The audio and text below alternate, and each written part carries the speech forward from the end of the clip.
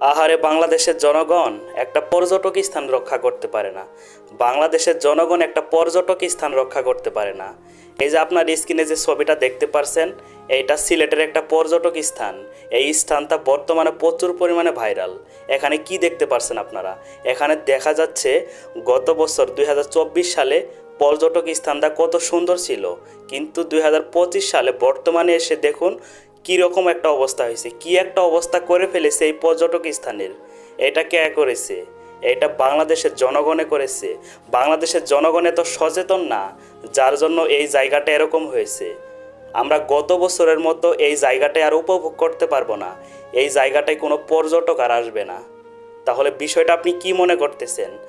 আসলে এই জায়গাটা যখন আমি দেখতেছিলাম তখন অনেক খারাপ লাগতেছিল যে বাংলাদেশের জনগণ একটা পর্যটক জায়গা রক্ষা করতে পারে না। শুধুমাত্র পর্যটক জায়গা না, আপনি খেয়াল করে দেখেন বাংলাদেশে যে অনেক বন জঙ্গল আছে, অনেক পর্যটক স্থান আছে, আরও অনেক সুদর্শন যে জায়গাগুলো আছে, সেই জায়গাগুলো বাংলাদেশের জনগণ রক্ষা করতে পারে না। এইটা দেখেই সেটা প্রমাণ পাচ্ছি। আরও অনেকগুলা বিষয় আমাদের চোখের সামনে আসে, যে বিষয়গুলো দেখার পর অনেক খারাপ লাগে।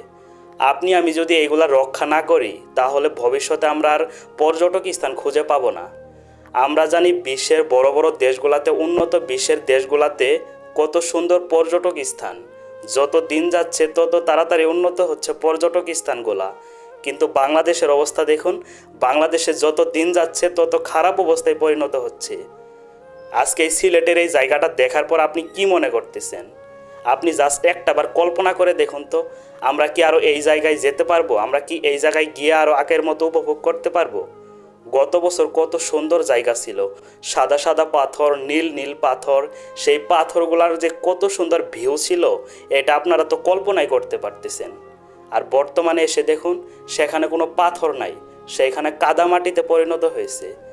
জাস্ট একটাবার কল্পনা করে দেখুন, যদি এরকমভাবে চলতে থাকে তাহলে ভবিষ্যতে কি আমরা পর্যটক স্থান আর খুঁজে পাবো?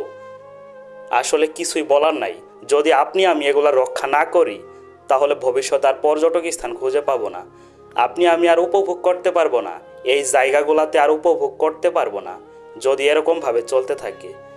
যাই হোক, বিষয়টা সবাই বুঝতে পারছেন। এই বিষয়টা দেখার পর অনেক খারাপ লাগতেছিল, তাই আপনাদের সামনে কিছু কথা বললাম। আপনি এইটা দেখার পর কি মনে করতেছেন একটু কমেন্টে জানিয়ে যাবেন। আসসালামু আলাইকুম।